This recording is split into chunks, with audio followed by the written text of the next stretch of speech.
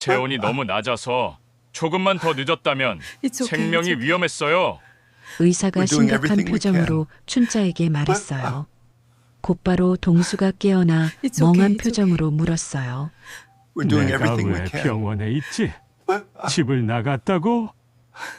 전혀 It's okay, 기억이 it's 안 okay. 나는데. 춘자는 We're doing 남편의 everything we 손을 can. 잡고 눈물을 흘렸어요. 여보, 우리가 It's okay, it's okay. 얼마나 무서웠는지 아세요? We're doing everything we can. 정말 큰일 날 뻔했어요. 사연록에 오신 여러분들, It's okay. 무료 it's okay. 버튼인 구독과 좋아요 We're doing 꾹 everything we can. 누르면 행복이 찾아올 거예요. 새벽 5시 춘자는 남편 동수가 침대에 없다는 것을 알아챘습니다.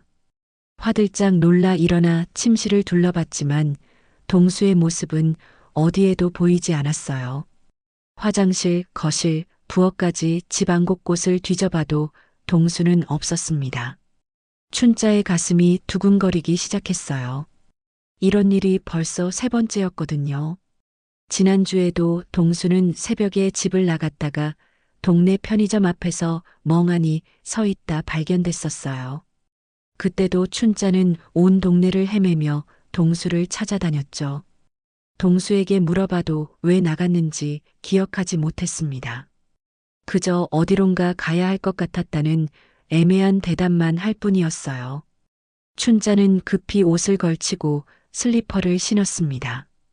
밖은 아직 어두컴컴했고 찬 공기가 뺨을 스쳤어요. 여보, 민우 아빠. 춘자의 목소리가 새벽거리에 울려 퍼졌습니다.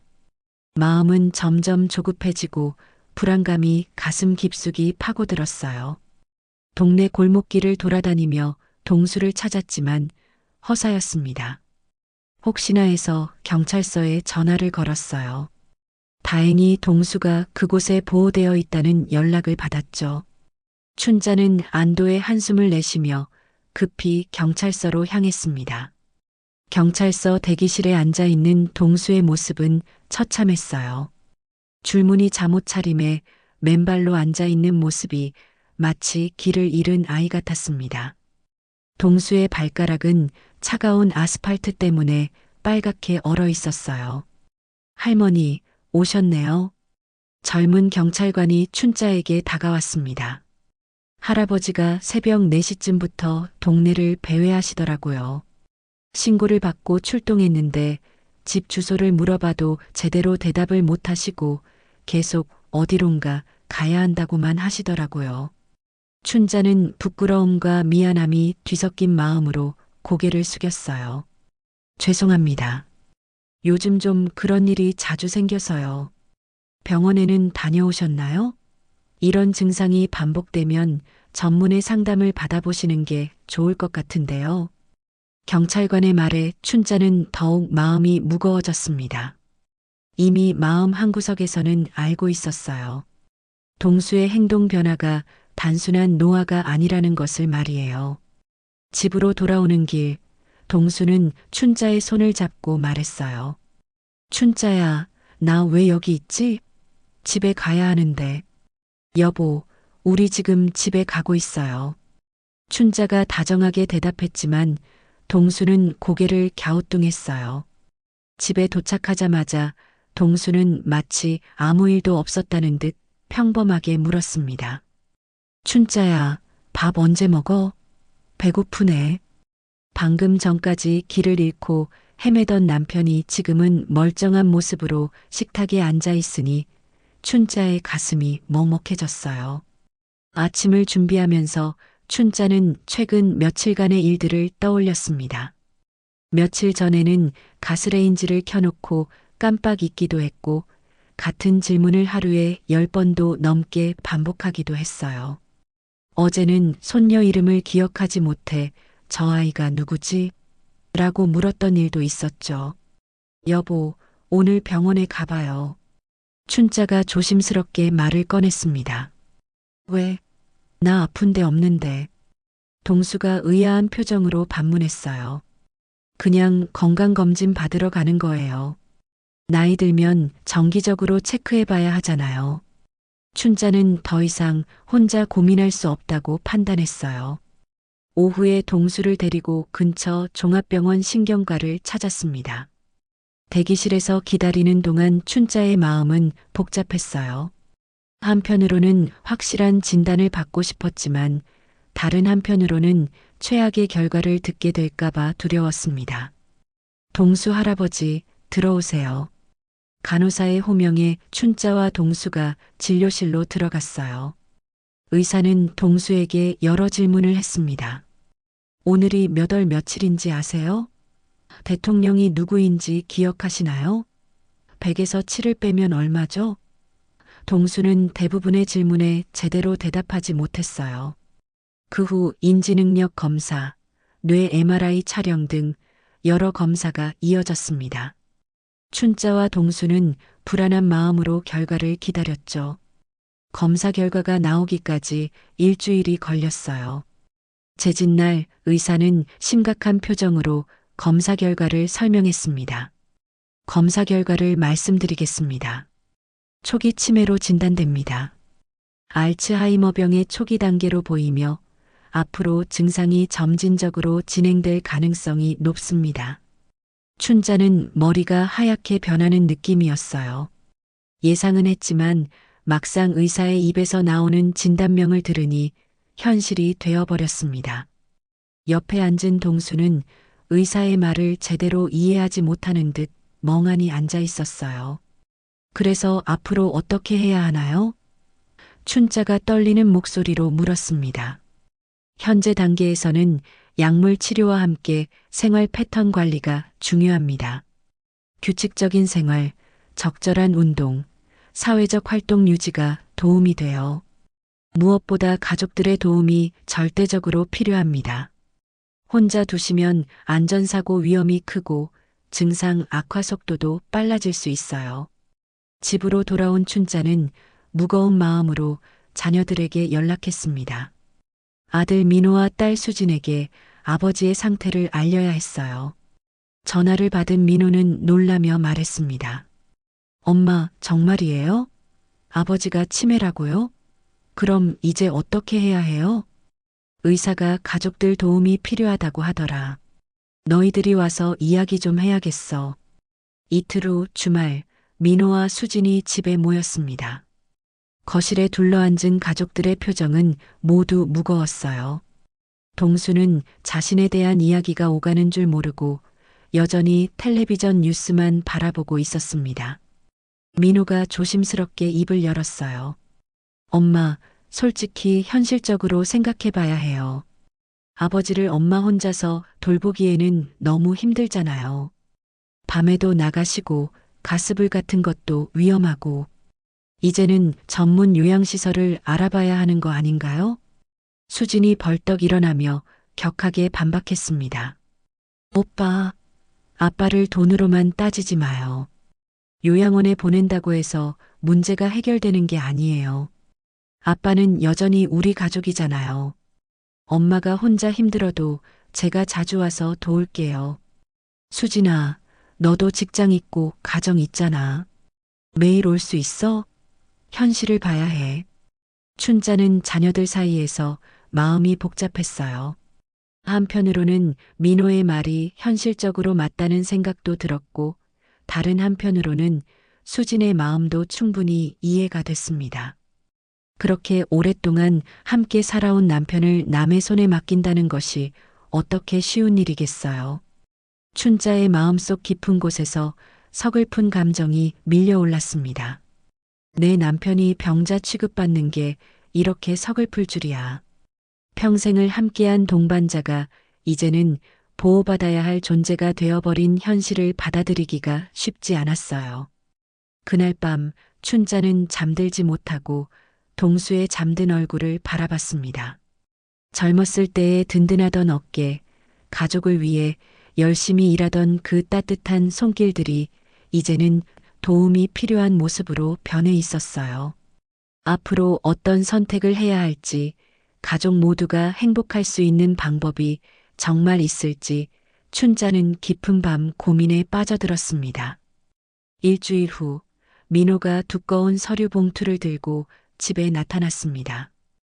춘자는 민호의 표정이 평소보다 더 진지한 것을 눈치챘어요. 거실 소파에 앉은 민호는 서류를 테이블 위에 펼쳐놓으며 말을 꺼냈습니다. 엄마, 이거 봐주세요. 제가 요양원도 알아보고 치료비도 계산해봤어요. 춘자는 서류를 들여다봤습니다. 월 요양비 200만 원, 치매 전문 병원비 월 50만 원, 간병비, 약가까지 합치면 매달 300만 원이 넘는 금액이었어요. 연간으로 계산하면 4천만 원에 가까운 돈이었습니다. 민호야, 이 돈이 정말 다 필요한 거야? 춘자가 놀라며 물었어요. 민호는 고개를 끄덕였습니다. 엄마, 현실적으로 생각해 보세요. 아버지 상태가 지금보다 나빠지면 비용은 더 늘어날 거예요. 집에서 간병인 쓰는 것도 월 200만 원은 들어가고요. 그런데 우리 집 형편으로 이걸 언제까지 버틸 수 있다고 생각해요? 춘자의 얼굴이 어두워졌어요. 평생 모은 예금이 있긴 하지만 이런 식으로 나가면 몇 년 못 버틸 것 같았습니다. 그래도 아버지를 요양원에 보내는 건 너무 야박하지 않아? 춘자가 망설이며 말했어요. 엄마, 감정적으로 접근하면 안 돼요. 결국엔 다 빚이 될 거라고요. 그럼 가족 전체가 망하는 거예요. 그때 수진이 집에 들어왔습니다. 테이블 위에 펼쳐진 서류를 보자마자 얼굴이 붉어졌어요. 오빠, 또 돈 계산하고 있는 거예요? 돈 얘기만 하지 마요. 아빠가 남이에요? 수진아, 현실을 봐야 해. 너는 매달 얼마나 보탤 수 있는데 그런 소리 해? 수진이 분노에 찬 목소리로 대답했어요. 제가 매달 100만 원씩 드릴게요. 그러니까 아빠를 요양원에 보내는 소리 그만해요.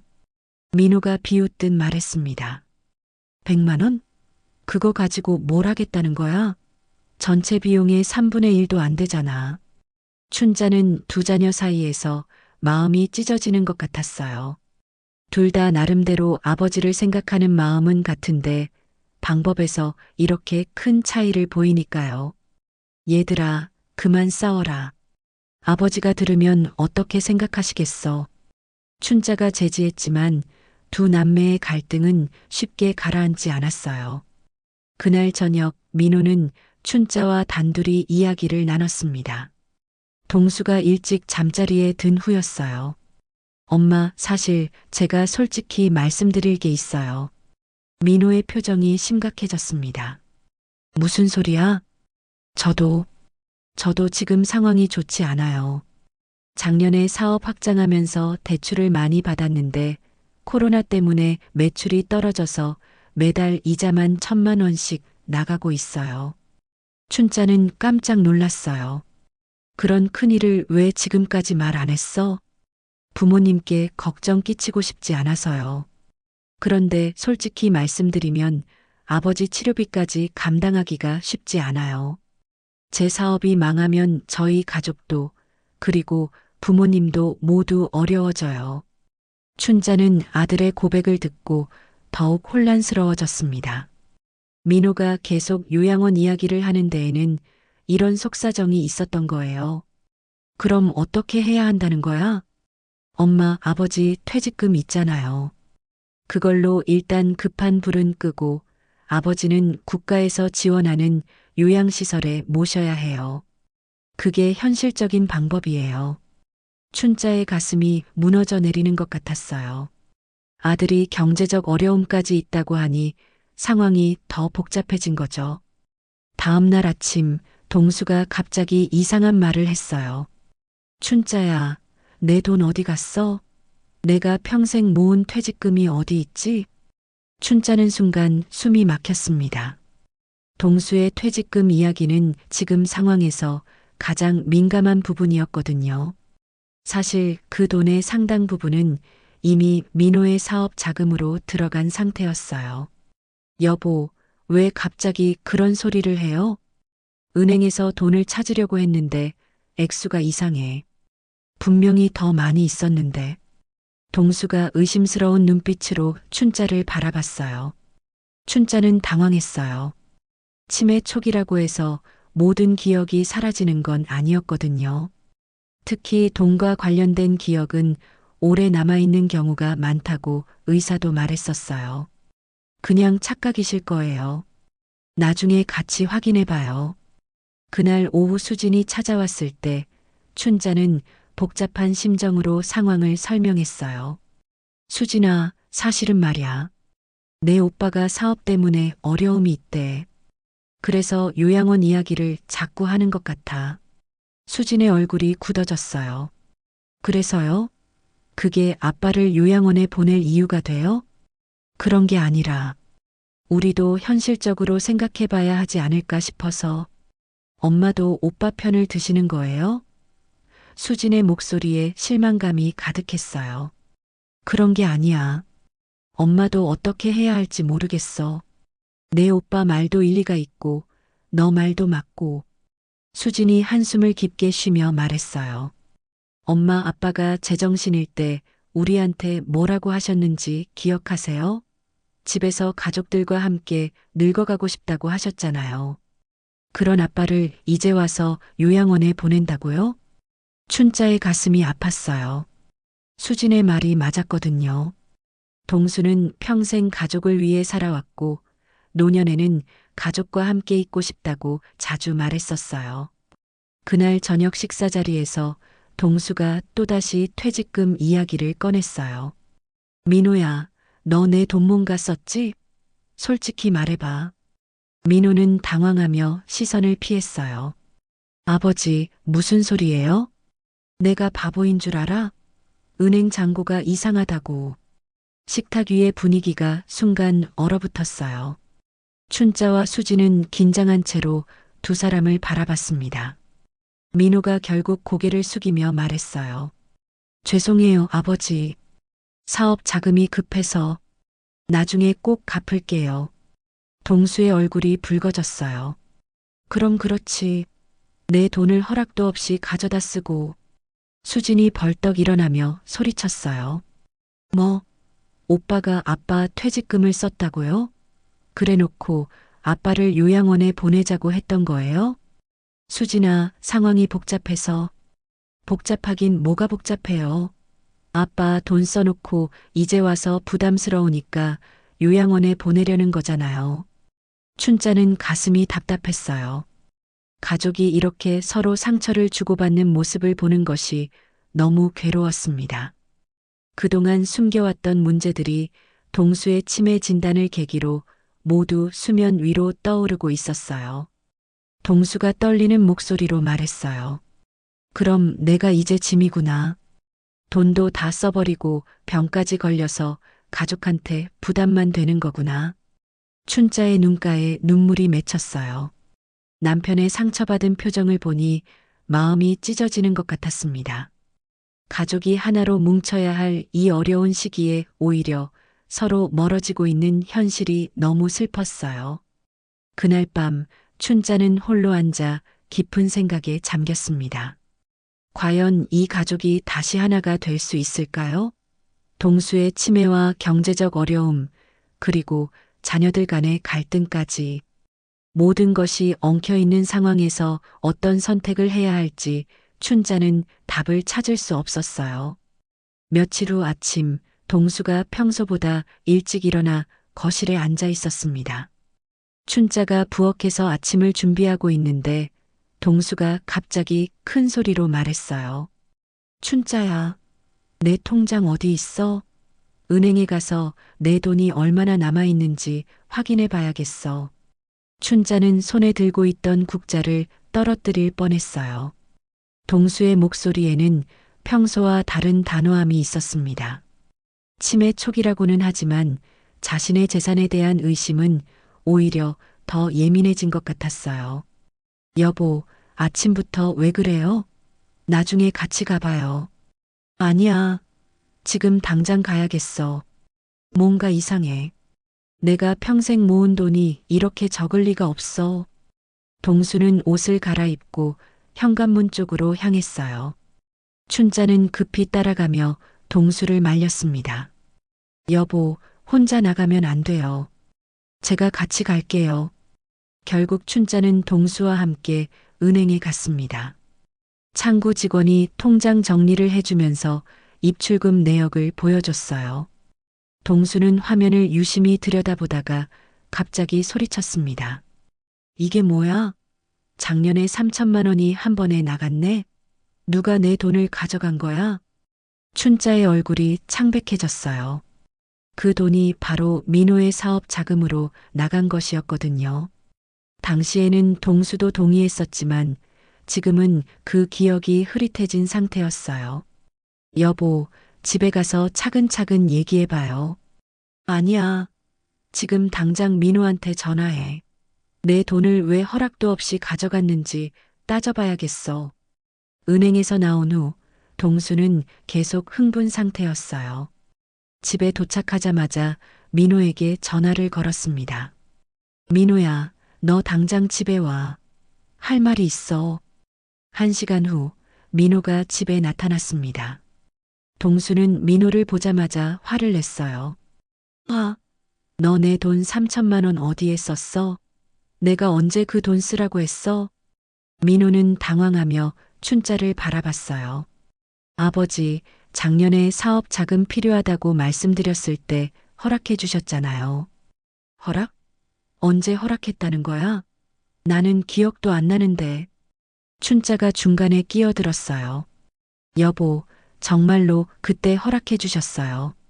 민호가 힘들다고 하니까 도와주자고 하셨잖아요. 그럼 왜 나는 기억이 안 나지? 너희가 나를 속인 거 아니야? 동수의 말에 민호의 얼굴이 붉어졌습니다. 아버지, 제가 왜 아버지를 속여요? 정말로 허락받고 쓴 돈이에요. 그때 수진이 집에 들어왔어요. 거실의 험악한 분위기를 보자마자 무슨 일인지 눈치챘습니다. 무슨 일이에요? 왜 이렇게 시끄러워요? 동수가 수진에게 말했어요. 수진아, 내 오빠가 내 돈을 가져가서 사업에 썼대. 그런데 나는 기억이 안 나. 이게 정상이야? 수진의 얼굴이 일그러졌어요. 오빠, 정말이에요? 아빠가 허락하셨다는 게 확실해요? 당연하지. 내가 거짓말하는 줄 알아? 그럼 왜 아빠는 기억을 못 하시는 거예요? 치매 초기라고 해도 그런 큰 돈에 대한 기억까지 사라져요? 민호가 답답한 듯 말했어요. 수진아, 아버지 상태 너도 알잖아. 최근 기억이 자꾸 사라지시는 거야. 정말 아빠가 허락하셨을 때 확실히 정신이 멀쩡하셨어요? 혹시 그때도 이미 판단력이 흐려진 상태에서 허락하신 건 아니에요? 수진의 질문에 민호는 말문이 막혔어요. 사실 그 돈을 받을 때도 동수의 상태가 완전히 정상은 아니었거든요. 같은 말을 반복하거나 헷갈리는 일이 종종 있었어요. 춘자가 한숨을 쉬며 말했어요.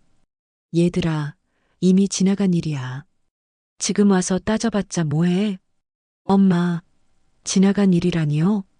오빠가 아빠 돈을 제대로 허락받지도 않고 가져간 건지도 모르는데요. 수진이 목소리를 높였어요. 동수가 갑자기 소리쳤습니다. 그만 싸워. 다들 그만 싸우라고. 내가 바보라서 이런 일이 생기는 거야. 내 머리가 이상해져서 가족들이 서로 싸우는 거야.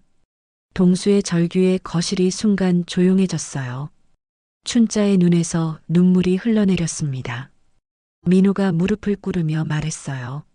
아버지, 죄송해요. 제가 잘못했어요. 아버지 상태를 핑계로 삼은 것 같아요. 그럼 그 돈 언제 갚을 거야? 동수가 떨리는 목소리로 물었어요. 그게 지금 당장은 어려워요. 사업이 아직 정상화되지 않아서. 수진이 벌떡 일어나며 소리쳤어요. 뭐, 갚을 수도 없으면서 왜 가져간 거예요? 그래 놓고 아빠를 요양원에 보내자고 했던 거예요? 수진아, 그런 식으로 말하지 마. 그럼 뭐라고 해요? 아빠 돈은 써버리고 이제 부담스러우니까 요양원에 보내려는 거 아니에요? 춘자가 두 자녀 사이에 끼어들었어요. 얘들아, 제발 그만해. 아버지가 이런 모습 보시면 얼마나 속상하시겠어. 그런데 동수는 이미 깊은 상처를 받은 상태였어요. 춘자야, 나는 이제 이 집에서 짐이구나. 돈도 다 빼먹히고 머리도 이상해지고 차라리 내가 없는 게 나을 것 같아. 여보, 그런 말씀 마세요. 동수가 고개를 저으며 일어났어요. 아니야. 민호 말이 맞는 것 같아. 나는 요양원에 가는 게 맞아. 여기 있으면 너희들만 더 힘들어질 거야. 수진이 울먹이며 말했어요. 아빠, 그런 말씀 마세요. 제가 있잖아요.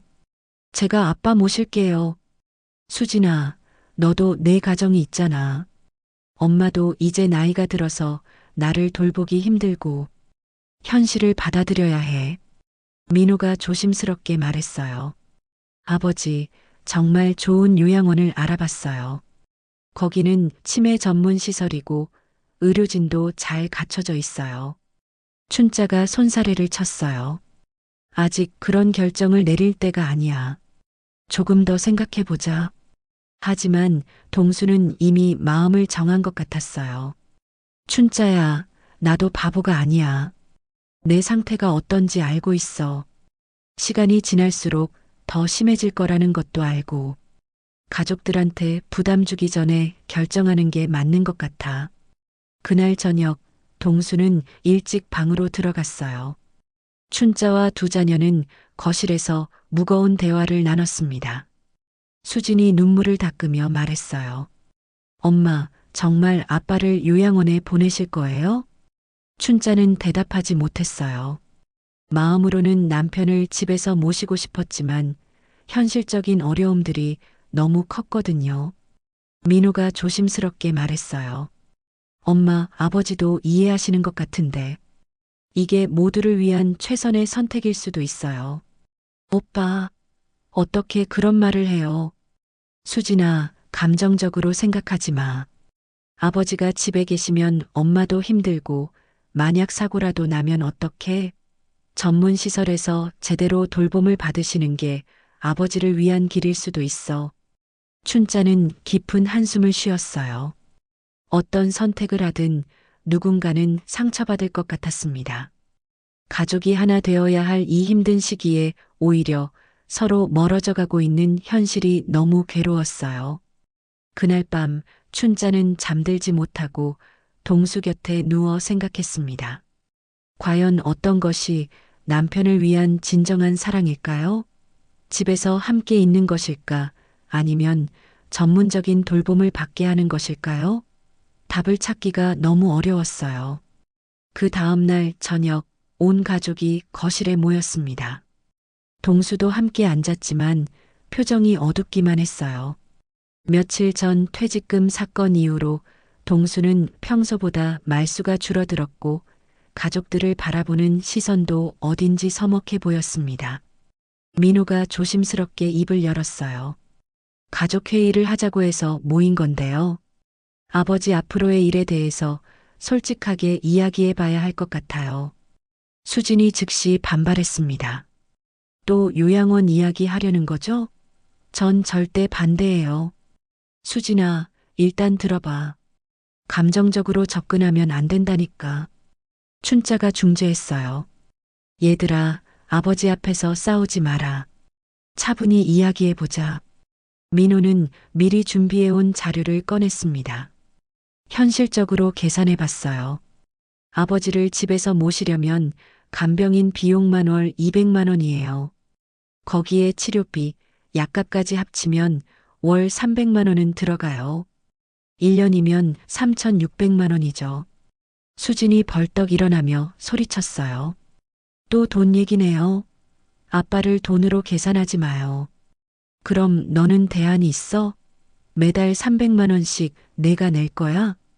제가 매달 100만 원은 낼 수 있어요. 그리고 제가 자주 와서 돌볼게요. 민호가 비웃듯 말했어요. 100만 원으로 뭘 하겠다는 거야? 그리고 너 직장 그만둘 거야? 남편은? 아이들은? 현실적으로 생각해봐. 오빠야말로 현실만 생각하지 말고 아빠 마음도 생각해봐요. 아빠가 요양원 가고 싶어 하시는 것 같아요? 그때까지 조용히 듣고 있던 동수가 떨리는 목소리로 말했어요. 그만 싸워라. 내 때문에 너희들이 이렇게 싸우는 게 제일 괴로워. 춘자가 동수의 손을 잡았어요. 여보, 우리가 어떻게 하면 좋을지 같이 결정해봐요. 동수는 한참 동안 침묵했다가 말했습니다. 사실, 나도 무서워. 내가 점점 더 이상해지고 있다는 게 느껴져. 어제는 화장실에서 길을 잃었어. 우리 집 화장실에서 말이야. 가족들이 모두 숨을 죽였어요. 동수의 고백은 그들이 생각했던 것보다 상황이 더 심각하다는 것을 보여줬습니다. 그리고 가끔 춘자 얼굴을 못 알아볼 때가 있어. 순간적으로 이 사람이 누구지 싶을 때가 있다고. 춘자의 눈에서 눈물이 흘러내렸어요. 여보, 내가 제일 무서운 건 너희들한테 피해를 주는 거야. 벌써 민호는 내 돈 때문에 어려움에 빠져 있고 수진이는 나 때문에 가정에 소홀하게 될 것 같고 수진이 아버지 앞에 무릎을 꿇었어요. 아빠, 그런 걱정 마세요. 제가 모실게요. 정말로요. 하지만 동수는 고개를 저었습니다. 수진아, 내 마음은 고맙지만 현실적으로 불가능해. 너도 내 가족이 있잖아. 민호가 조심스럽게 말했어요. 아버지, 제가 알아본 요양원은 정말 좋은 곳이에요. 치매 전문 병원도 바로 옆에 있고 의료진도 24시간 상주에 있어요. 그래서 얼마나 해? 동수가 물었어요. 월 200만 원 정도예요. 집에서 간병인 쓰는 것보다 오히려 저렴하고 전문적인 케어를 받으실 수 있어요. 춘자가 깜짝 놀라며 말했어요. 200만 원? 그럼 우리 예금으로는 몇 년 못 버텨. 그래서 제가 말씀드리는 거예요. 아버지 남은 퇴직금이랑 예금을 합쳐서 계산해보면 한 5년 정도는 버틸 수 있어요. 수진이 분노에 차서 소리쳤어요. 5년? 그 다음엔 어떻게 해요?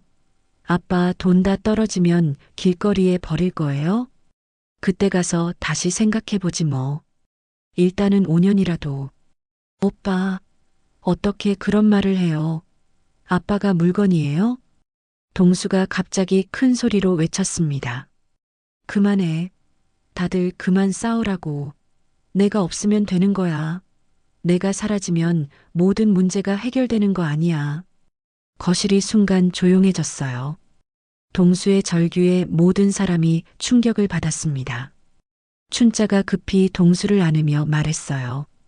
여보, 그런 무서운 소리 하지 마세요. 무서운 소리가 아니야. 현실이야. 나는 이제 가족한테 짐이 될 뿐이야. 수진이 울면서 말했어요. 아빠, 절대 그런 말씀 마세요. 아빠는 우리한테 짐이 아니에요. 그럼 뭐야? 너희들이 내 때문에 이렇게 싸우고 있잖아. 돈 문제, 간병 문제. 모든 게 나 때문이야. 민호도 당황하며 말했어요. 아버지, 저희가 잘못했어요. 아버지 앞에서 이런 얘기를 한 게 잘못이에요. 아니야, 민호야. 너는 현실적으로 생각하는 거야. 내가 이해해.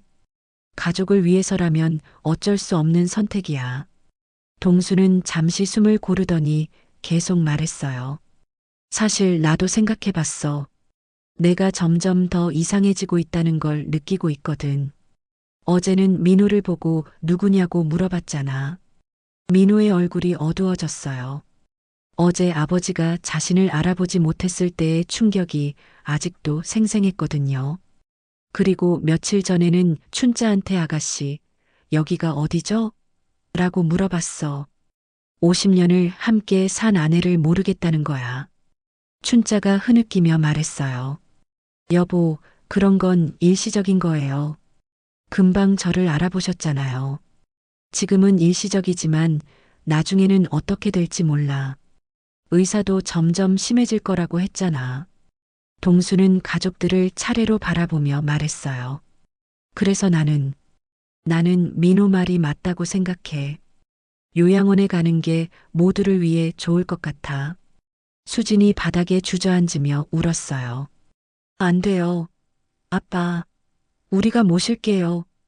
수진아, 너 정말로 매일 올 수 있어? 내 남편이 뭐라고 할까? 아이들은?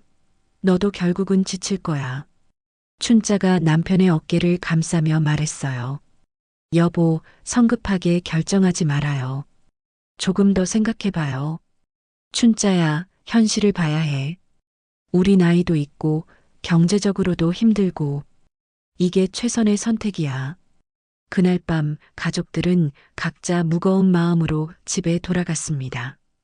동수의 결정에 가족들은 모두 복잡한 심정이었어요. 수지는 끝까지 반대했지만 민호는 아버지의 결정을 존중해야 한다고 말했습니다. 춘자는 잠들지 못하고 동수 곁에 누워 있었어요. 남편의 고른 숨소리를 들으며 지난 50년의 세월을 떠올렸습니다. 함께 웃고 울었던 모든 순간들이 이제 끝나가는 것 같아서 마음이 아팠어요. 과연 이 결정이 정말 모두를 위한 최선의 선택일까요? 춘자는 답을 찾을 수 없었습니다. 3일 후 오후 수진이 급히 집으로 달려왔습니다. 춘자와 단둘이 마주 앉은 수진의 얼굴에는 심각함이 가득했어요. 엄마, 제가 오빠한테 직접 물어봤어요. 정말로 아빠가 그때 정신이 멀쩡한 상태에서 퇴직금 사용을 허락하셨는지 말이에요. 춘자의 가슴이 쿵 내려앉았어요. 수진아, 그런 걸 왜 따져? 엄마도 사실은 알고 계시죠? 수진이 엄마의 눈을 똑바로 바라보며 물었어요. 그때 이미 아빠 상태가 이상하셨다는 거 말이에요. 춘자는 한참 동안 말을 못하고 있다가 결국 고개를 숙였습니다. 그래. 사실은 그래. 역시 그렇구나. 수진의 목소리에 분노가 섞여 있었어요. 그럼 오빠가 아빠를 속인 거네요? 속인 게 아니야. 그때도 아버지가 허락은 하셨어. 다만 판단력이 예전 같지 않으셨을 뿐이야. 수진이 주먹을 꽉 쥐며 말했어요. 그게 바로 속인 거 아니에요? 제대로 판단할 수 없는 상태의 아빠한테서 허락받은 게 정당해요? 춘자는 더 이상 변명할 말이 없었어요. 마음 깊은 곳에서는 그때도 잘못된 일이라고 생각했었거든요. 엄마, 정확히 언제부터 아빠 상태가 이상하셨어요? 작년 봄쯤부터였나? 같은 말을 반복하시고 약속도 자꾸 까먹으시고. 그럼 오빠가 돈을 가져간 게 작년 여름이니까 이미 아빠가 치매 증상을 보이고 계실 때였네요. 춘자가 한숨을 깊게 쉬었어요. 수진아, 그때는 우리도 몰랐어. 단순히 나이 들어서 그런 줄 알았지. 그렇다고 해서 변명이 돼요? 결과적으로 오빠는 아빠를 이용한 거잖아요. 그때 현관문이 열리며 동수가 들어왔어요. 병원에 갔다 온 길이었습니다. 춘자와 수진의 심각한 표정을 보며 동수가 물었어요. 무슨 일이야? 왜 이렇게 분위기가 이상해? 춘자가 당황하며 말했어요. 아무것도 아니에요. 그냥 수진이가 직장 얘기를 하는 거예요. 하지만 수진은 더 이상 참을 수 없었어요. 아빠, 앉으세요. 제가 드릴 말씀이 있어요. 수진아. 춘자가 만류했지만 수진은 이미 결심을 굳힌 상태였어요. 아빠, 작년에 오빠가 가져간 돈 기억하세요? 그때 아빠가 정말로 허락하셨어요? 동수의 얼굴이 어두워졌어요. 그 얘기를 왜 또? 아빠, 솔직하게 말씀해 주세요. 그때 아빠가 정말로 제대로 된 판단을 하실 수 있는 상태였어요? 동수는 한참 생각하더니 말했어요. 사실 그때도 내가 헷갈렸어. 민호가 뭔가 급하다고 하니까 그냥 허락한 것 같아. 정확히 뭐 때문에 돈이 필요한지도 잘 모르고. 수진의 눈에서 눈물이 흘러내렸어요. 역시 그렇구나. 오빠가 아빠를 속인 거네요. 수진아, 민호도 나름 어려워서 그랬을 거야. 아들이 그런 나쁜 마음으로 했겠어? 아빠, 마음이 나쁘든 좋든 상관없어요. 결과적으로 아빠를 이용한 거라고요. 춘자가 끼어들었어요. 수진아, 그런 식으로 말하지 마라. 내 오빠도, 엄마도 공범이잖아요. 아빠 상태를 알면서도 묵인하셨으니까요. 춘자의 얼굴이 창백해졌어요. 수진의 말이 틀린 말은 아니었거든요. 동수가 떨리는 목소리로 말했어요. 그럼 내가 바보였던 거구나. 내 돈을 지킬 능력도 없는 바보였던 거야. 아빠, 그런 게 아니에요. 아빠가 바보인 게 아니라 오빠가 잘못한 거예요. 그때 현관문이 열리며 민호가 들어왔어요. 거실의 험악한 분위기를 보자마자 무슨 일인지 직감했습니다. 무슨 일이에요? 왜 다들 이렇게? 수진이 벌떡 일어나며 민호를 향해 소리쳤어요. 오빠, 정말 부끄럽지 않아요? 아빠를 속이고 돈을 가져간 게. 민호의 얼굴이 굳어졌어요. 뭔 소리야? 나는 아버지 허락받았다고요? 아빠가 제대로 판단할 수 없는 상태에서 받은 허락이 정당해요? 수진아, 그때는 나도 아버지 상태가 그렇게 심각한 줄 몰랐어. 몰랐다고요? 같은 말 반복하시고 약속 까먹으시고 길 잃으시는 걸 몰랐다고요? 민호가 말문이 막혔어요. 사실 그때도 아버지의 이상한 행동들을 눈치챘었거든요. 동수가 힘없는 목소리로 말했어요. 민호야, 솔직히 말해봐. 그때 내가 내 상태를 어느 정도 알고 있었지? 민호는 한참 동안 침묵하다가 결국 고개를 숙였어요. 죄송해요, 아버지. 사실 좀 이상하다는 걸 느꼈어요. 하지만 너무 급해서. 수진이 분노에 차서 소리쳤어요.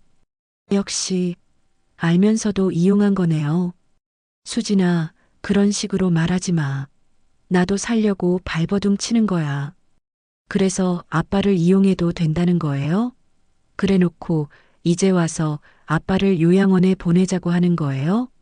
춘자가 두 자녀 사이에 끼어들었어요. 얘들아, 제발 그만해.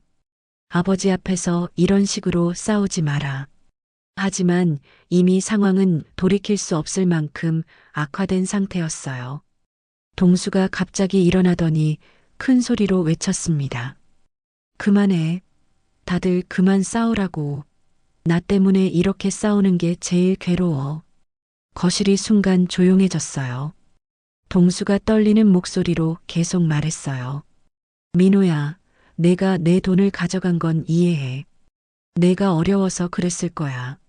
하지만 그때 내가 제대로 판단할 수 없는 상태라는 걸 알면서도 그랬다는 게 실망스러워. 민호가 무릎을 꿇으며 말했어요. 아버지, 정말 죄송해요. 변명의 여지가 없어요. 그리고 수진아, 내 마음도 이해해. 내가 나를 지키려고 하는 마음 말이야. 하지만 이미 일어난 일이야. 어쩔 수 없어. 수진이 울면서 말했어요. 아빠, 그래도 이건 너무해요. 오빠가 아빠를 이렇게 대해도 되는 거예요? 동수가 한숨을 깊게 쉬며 소파에 앉았어요. 춘자야, 이제 정말로 결정해야겠어. 나는 이 집에서 더 이상 평화롭게 살 수 없을 것 같아. 춘자의 눈에서 눈물이 흘러내렸어요. 여보, 무슨 소리예요? 너희들이 나 때문에 이렇게 싸우는 걸 보니까 정말 마음이 아파. 나는 가족을 하나로 만드는 존재가 아니라 갈라놓는 존재가 됐어. 민호가 다급하게 말했어요. 아버지, 그런 게 아니에요. 저희가 잘못했어요. 아니야, 민호야. 이게 현실이야. 나는 이제 가족한테 짐이 될 뿐이야. 내 돈도 다 써버려서 부담만 주고 머리도 이상해져서 걱정만 끼치고. 동수는 잠시 말을 멈추더니 결연한 표정으로 말했어요.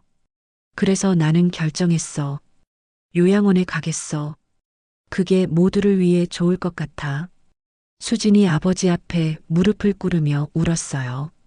아빠, 안 돼요. 제가 모실게요. 정말로요. 하지만 동수의 결심은 확고해 보였어요.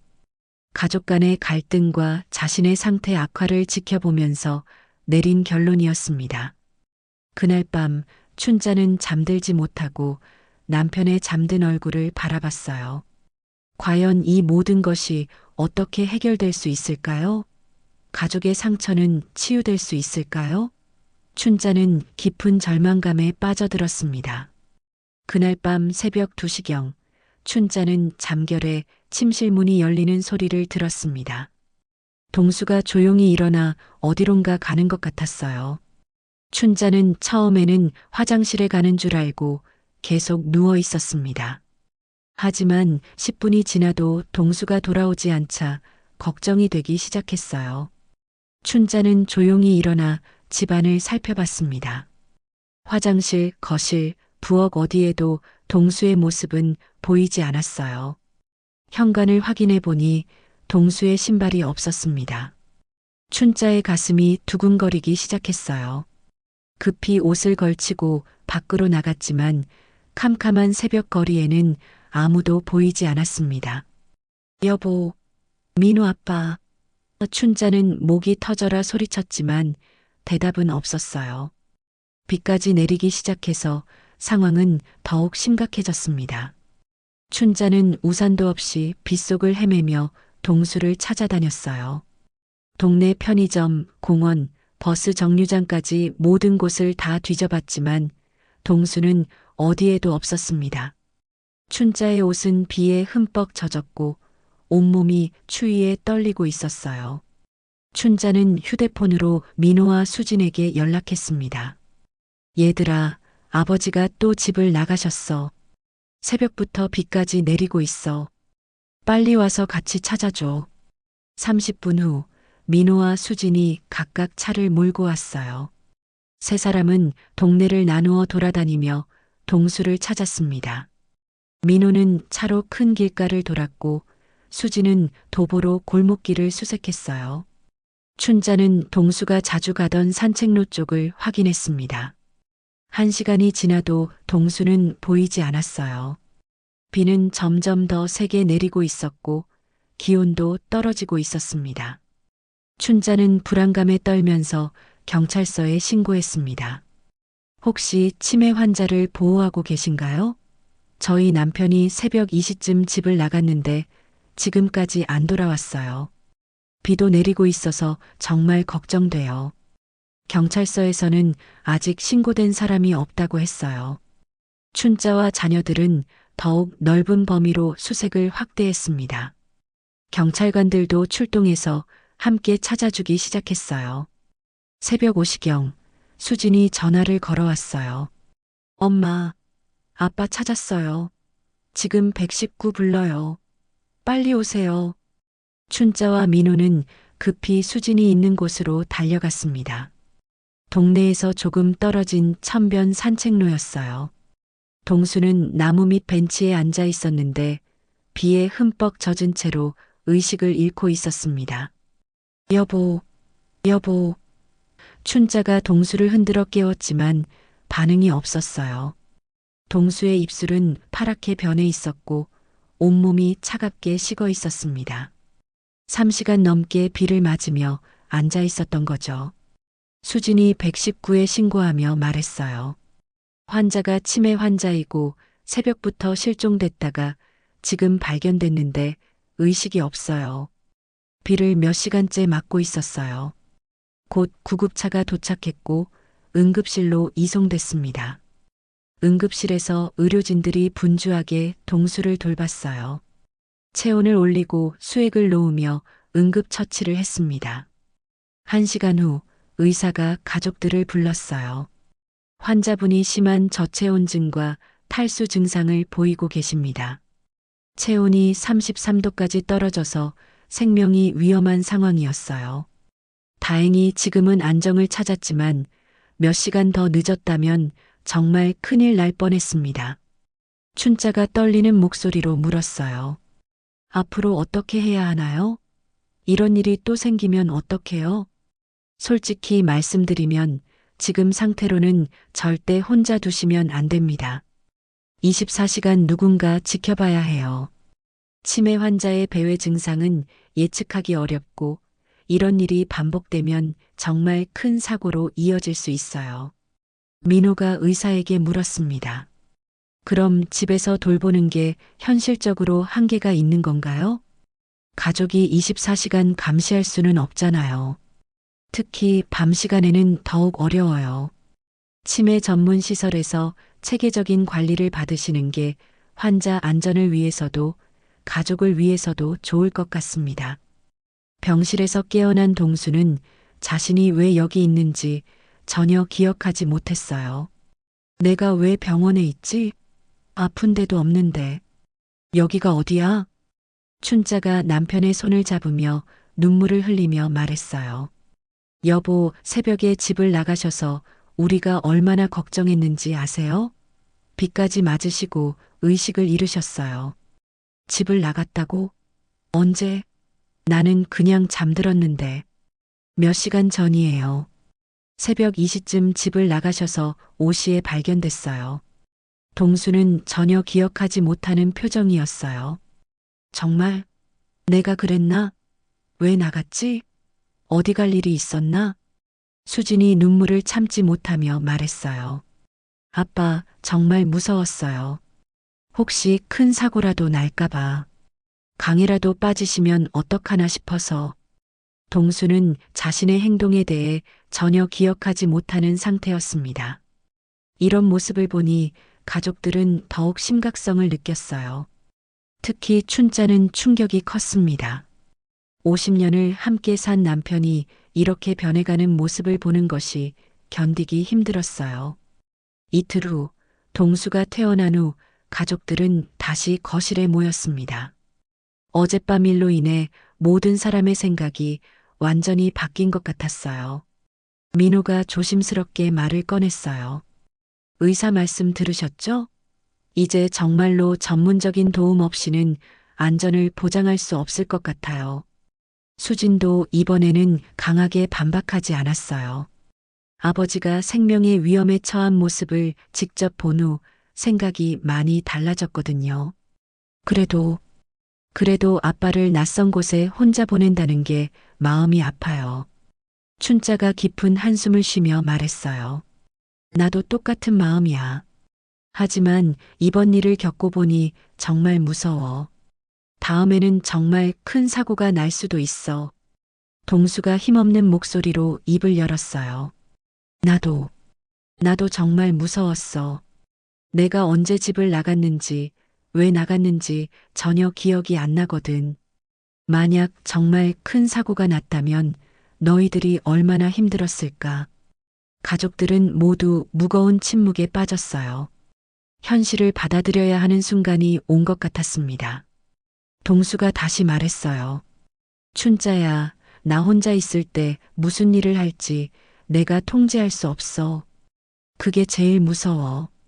나도 모르는 사이에 위험한 일을 저지를 수 있다는 게. 민호가 다시 조심스럽게 말했어요. 아버지, 제가 알아본 요양원에 한번 가보시는 건 어때요?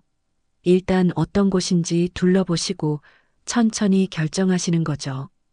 동수가 잠시 생각하더니 고개를 끄덕였어요. 그래, 한번 가보자.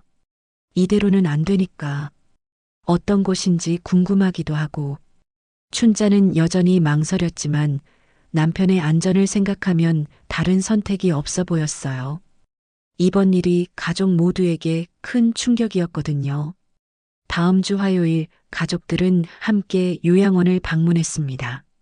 시설 이름은 해피실버 케어 센터였어요. 생각보다 깔끔하고 현대적인 건물이었습니다. 입구에서부터 친절한 직원이 맞아주었고 치매 전문 병동은 특별히 안전장치가 잘 되어 있었어요. 원장이 직접 안내해주며 설명했습니다. 저희는 치매 환자분들의 배회 방지를 위해 특별한 출입 통제 시스템을 갖추고 있어요. 각 층마다 24시간 의료진이 상주하고 물리치료, 작업치료, 음악치료도 정기적으로 받으실 수 있습니다. 동수는 주변을 둘러보며 관심 있게 물었어요. 여기 계신 분들은 어떠세요? 적응들 잘하시나요? 처음 며칠은 대부분 힘들어 하시지만 시간이 지나면서 규칙적인 생활과 체계적인 프로그램에 적응을 잘하시는 편이에요.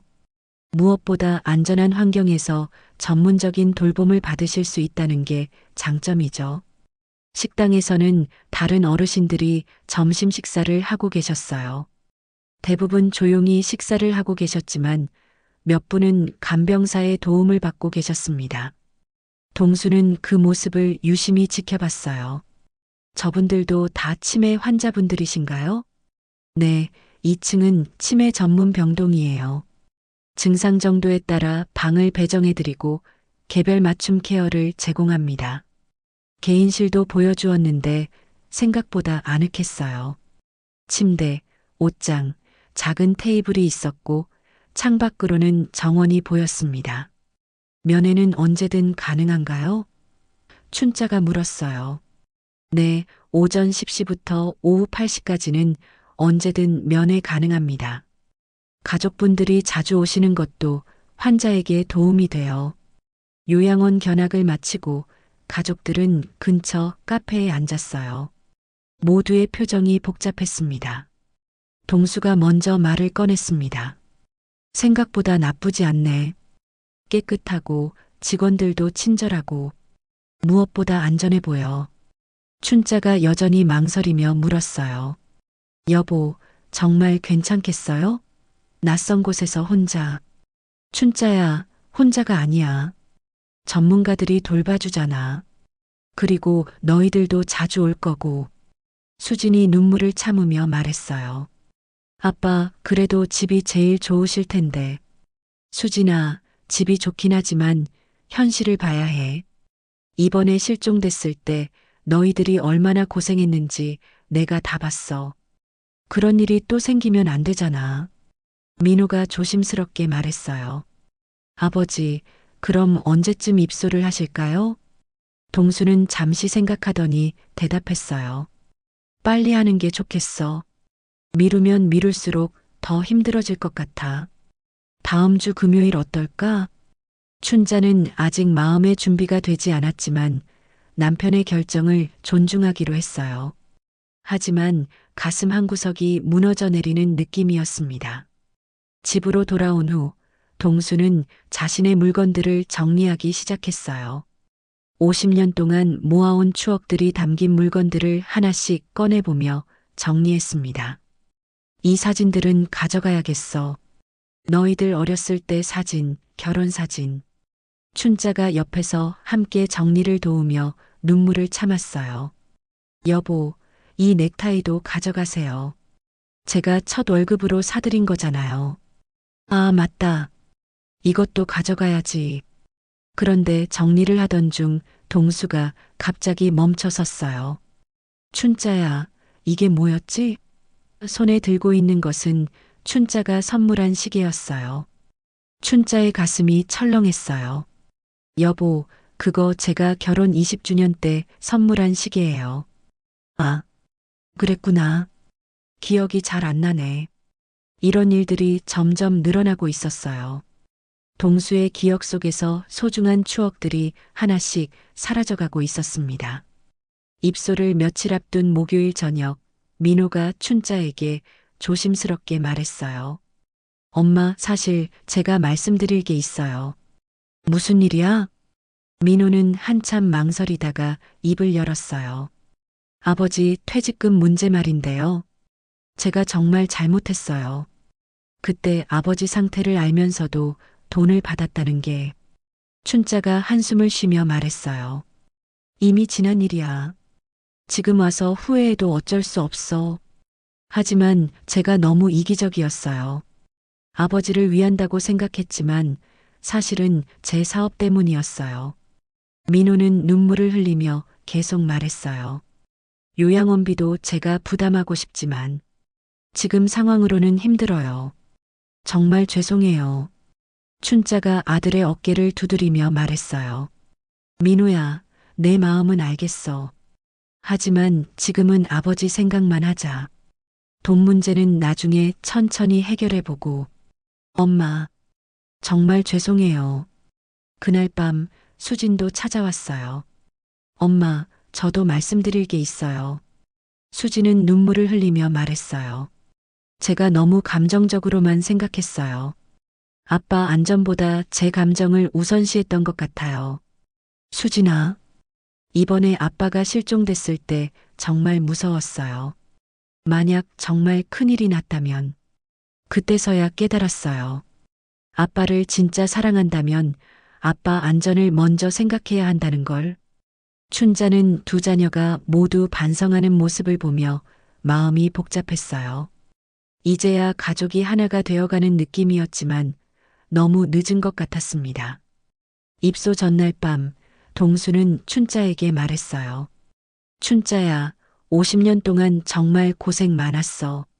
나 때문에 힘든 일도 많았을 텐데. 여보, 무슨 소리예요? 저도 행복했어요. 이제 내 인생도 좀 살아. 나는 전문가들이 돌봐줄 테니까 걱정하지 마. 춘자의 눈에서 눈물이 흘러내렸어요. 여보, 저도 자주 갈게요. 매일은 못 가도 일주일에 서너 번은. 너무 자주 오지 마. 너도 내 생활이 있잖아. 그날 밤 춘자는 잠들지 못하고 동수의 잠든 얼굴을 바라봤어요. 50년을 함께한 동반자와 헤어져야 하는 현실이 아직도 받아들여지지 않았습니다. 입소 당일 아침 온 가족이 모였어요. 동수의 짐을 차에 싣고 요양원으로 향했습니다. 차 안은 내내 조용했어요. 모두 각자의 생각에 잠겨 있었습니다. 요양원에 도착해서 입소 절차를 밟는 동안 동수는 생각보다 담담해 보였어요. 오히려 가족들이 더 힘들어하는 것 같았습니다. 방에 짐을 정리하고 직원들과 인사를 나누고 마지막으로 가족들과 작별 인사를 나눴어요. 자주 올게요, 아버지. 민호가 말했어요. 아빠, 건강하세요. 수진이 눈물을 흘렸어요. 춘자는 말없이 동수를 끌어안았어요. 50년 동안 함께했던 모든 순간들이 머릿속을 스쳐 지나갔습니다. 춘자야, 울지 마. 이게 최선의 선택이야. 우리 모두를 위해서. 요양원을 나서는 길, 가족들은 모두 무거운 마음이었어요. 하지만 동시에 안도감도 있었습니다. 이제 동수는 안전한 곳에서 전문적인 돌봄을 받을 수 있으니까요. 하지만 춘자의 마음은 여전히 무너진 채였어요. 집에 돌아와 빈 침실을 보니 현실이 더욱 무겁게 다가왔습니다. 입소한 지 한 달이 지나자 춘자는 매주 화요일과 금요일에 동수를 면회하러 갔습니다. 처음 몇 주는 동수가 적응하느라 힘들어했지만 점차 요양원 생활에 익숙해져가는 모습이었어요. 그날도 춘자는 동수가 좋아하는 사과를 깎아서 갔습니다. 면회실에서 만난 동수는 예전보다 얼굴색이 좋아 보였어요. 여보, 어떻게 지내세요? 춘자가 다정하게 물었어요. 응, 괜찮아. 여기 음식도 맛있고 간병사 아저씨도 친절해. 동수는 요양원 생활에 대해 이야기했어요. 아침에 일어나서 체조를 하고 오전에는 작업 치료를 받고 오후에는 다른 어르신들과 함께 텔레비전을 보거나 이야기를 나눈다고 했어요. 그런데 춘자야. 동수가 갑자기 진지한 표정을 지으며 말했어요. 나 요즘 이상한 꿈을 자주 꿔. 어떤 꿈이에요? 우리 집 꿈을 자꾸 꿔. 거실에서 너랑 텔레비전 보고 주방에서 같이 저녁 준비하고 그런 꿈들. 춘자의 가슴이 아팠어요. 남편이 집을 그리워하고 있다는 걸 알 수 있었거든요. 그때 민호와 수진이 함께 면회를 왔어요. 요양원에 입소한 후 두 남매는 자주 함께 아버지를 보러 왔습니다. 아버지, 어떻게 지내세요? 민호가 물었어요. 응, 잘 지내고 있어. 너희들도 자주 와줘서 고맙고. 수진이 가져온 가족 사진을 동수에게 보여줬어요. 아빠, 이거 기억하세요? 작년 추석 때 찍은 사진이에요. 동수는 사진을 오랫동안 바라보다가 미소를 지었어요. 아, 맞다. 우리 다 함께 모여서 찍은 거네. 그때 참 즐거웠지. 민호가 조심스럽게 말했어요. 아버지, 사실 제가 말씀드릴 게 있어요. 무슨 일이야? 민호는 깊게 숨을 쉬고 말했어요. 제 사업이 조금씩 나아지고 있어요. 그래서 아버지 치료비 조금이나마 보탤 수 있을 것 같아요. 동수가 놀라며 물었어요. 정말이야? 네, 많지는 않지만 매달 50만 원 정도는 낼 수 있을 것 같아요. 수진도 덧붙였어요. 저도 아빠 용돈으로 매달 30만 원씩 드릴게요. 그리고 주말마다 와서 아빠랑 시간 보낼게요. 동수의 눈에 눈물이 맺혔어요. 고맙다, 얘들아. 너희들이 이렇게 생각해 주니까 정말 고맙다. 춘자도 감동했어요. 동수의 입소 후 두 자녀가 많이 달라진 것 같았거든요. 서로 원망하고 싸우던 모습은 사라지고 이제는 아버지를 위해 함께 노력하고 있었어요. 며칠 후 춘자는 혼자서 면회를 갔는데 동수가 무언가를 만들고 있었어요. 여보, 뭐 하세요? 아, 춘자야 왔구나. 나 요즘 작업 치료 시간에 이런 거 만들어. 동수가 보여준 것은 나무로 만든 작은 액자였어요. 서툴지만 정성이 들어간 작품이었습니다. 이거 누구 주려고 만드신 거예요? 너 주려고. 우리 사진 넣어서 내 방에 놔둬. 춘자는 남편이 만든 액자를 받아들고 눈물이 났어요. 치매에 걸렸지만 여전히 자신을 생각해주는 마음이 고마웠습니다. 여보, 정말 고마워요.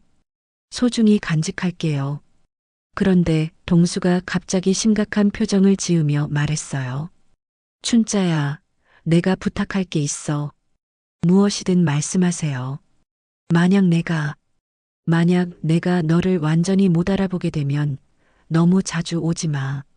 춘자가 깜짝 놀라며 말했어요. 여보, 무슨 소리예요? 의사가 그러더라고.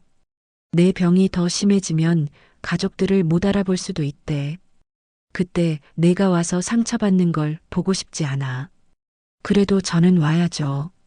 여보가 저를 못 알아봐도 저는 여보를 사랑하는 마음이 변하지 않아요.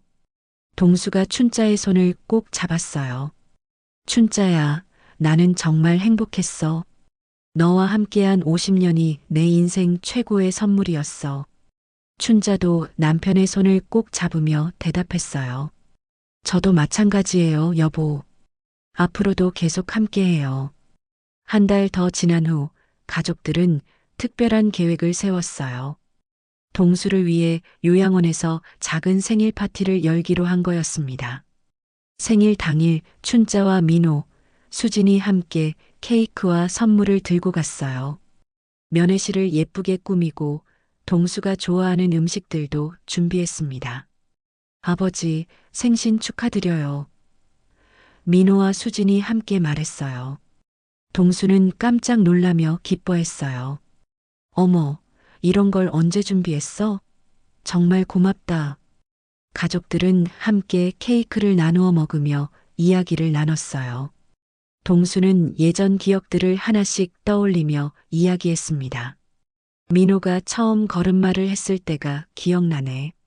소파에서 떨어질까봐 내가 얼마나 조마조마했는지.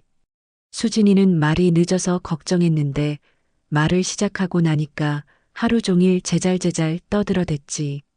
가족들은 웃으며 그때의 추억을 함께 나눴어요. 잠시나마 치매라는 현실을 잊고 따뜻한 시간을 보냈습니다. 파티가 끝나갈 무렵 동수가 가족들을 차례로 바라보며 말했어요. 얘들아, 나는 정말 행복해. 너희들이 이렇게 나를 생각해주고. 당연한 거죠, 아버지. 수진이 대답했어요. 그리고 민호야, 내가 내 돈 때문에 힘들었던 것도 이해해. 아빠로서 내 어려움을 덜어주지 못해서 미안했어. 민호가 눈물을 흘리며 말했어요. 아버지, 제가 잘못했어요. 앞으로는 정말 효도할게요. 동수가 고개를 끄덕이며 계속 말했어요. 그리고 수진아, 너는 항상 나를 지켜주려고 했구나. 그 마음 정말 고마워. 아빠, 저도 앞으로 더 자주 올게요. 마지막으로 동수가 춘자를 바라보며 말했어요. 춘자야, 50년 동안 정말 고생했어. 앞으로도 부탁해. 춘자가 남편의 손을 잡으며 대답했어요. 여보, 우리 함께 이겨내요. 끝까지 함께해요. 집으로 돌아오는 길, 가족들은 모두 마음이 따뜻했어요. 비록 동수가 요양원에 있지만 가족의 사랑은 여전히 이어지고 있었습니다. 며칠 후, 춘자는 동수가 만들어준 액자에 가족 사진을 넣어서 침실에 놓았어요. 그리고 매일 그 사진을 보며 남편을 생각했습니다. 민호와 수진도 약속대로 정기적으로 요양원을 방문했어요. 때로는 함께 가기도 하고, 때로는 각자 가서 아버지와 시간을 보냈습니다. 치매라는 무거운 현실 속에서도 가족의 사랑과 진실은 결국 모든 갈등을 넘어서고 있었어요. 동수는 요양원에서 안전하게 보호받으며 가족들의 사랑을 느끼고 있었고, 춘자와 자녀들은 각자의 자리에서 아버지를 향한 사랑을 실천하고 있었습니다. 비록 함께 있지는 못하지만 서로를 향한 마음만큼은 더욱 깊어져 가고 있었어요. 그리고 그것이야말로 진정한 가족의 모습이었습니다. 어떤 어려움이 와도 서로를 포기하지 않고 끝까지 사랑으로 함께 해나가는 것 말이에요. 춘자는 매일 밤 잠자리에 들기 전 동수를 위해 기도했어요. 여보, 아픈 곳 없이 편안하게 지내세요. 우리 사랑은 영원해요. 그리고 내일 또 남편을 만날 생각에 작은 미소를 지었습니다. 여러분들, 오늘의 사연록 재미있으셨나요? 구독과 좋아요가 쌓일수록 더욱 재밌는 이야기로 다시 찾아뵐게요.